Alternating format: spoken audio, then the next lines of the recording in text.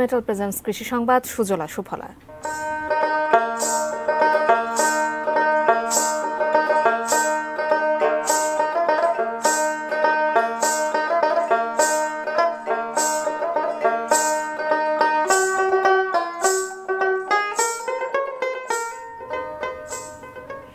কিশোরগঞ্জে ফলন বিপর্যয়ে বড় ক্ষতির মুখে পড়েছেন লিচু চাষি ও ব্যবসায়ীরা।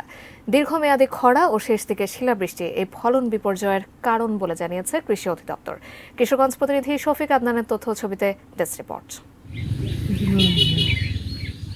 টসটসে রসালো আর ভালো মানের লিচুর ফলন হয় কিশোরগঞ্জের মঙ্গলবাড়িয়ায়। গ্রামের নামেই এখানে লিচুর নামকরণ হয়েছে। এবছর টানা তাপপ্রবাহ ও শিলাবৃষ্টিতে লিচুর ফলন কম হয়েছে, ফলে এবার আশানুরূপ লাভের দেখা মিলবে না বলে শঙ্কা বাগান মালিকদের। রোদের তাপে গরমে সমস্ত লেচু গেছে পুড়িয়া। আমার কিনা হচ্ছে 2 লক্ষ টাকার, কিন্তু এবার 1 লক্ষ টাকা বিক্রি হবে কি অসম্ভব। গত বছর আমি 1.5 কোটি টাকার মতো বিক্রি করছি, এই বছর মনে হয় 1 কোটি টাকার মতো সেল হবে। আমাদের কৃষি অফিসে স্যাররা সঠিক পরামর্শ না দেওয়ার কারণে আমাদের এই মঙ্গলবাড়িয়া লিচুর ফলনটা অনেক অন্য তুলনায় এবারে অনেক কম হয়েছে। তবুও স্বাদ আর গন্ধে অতুলনীয় হয় ক্রেতাদের ভিড় রয়েছে লিচু ব্যবসায়ীদের কাছে। লেচু বাগানে আসছি, লেচু দেখতেছি অন্য বছর থেকে লেচু অনেক কম আসছে বাগানে। আর লিচু তেমন একটু বড় সাইজে তেমন বড় হয় নাই। রসালো আছে, ভালো, কোনো পোকা নাই।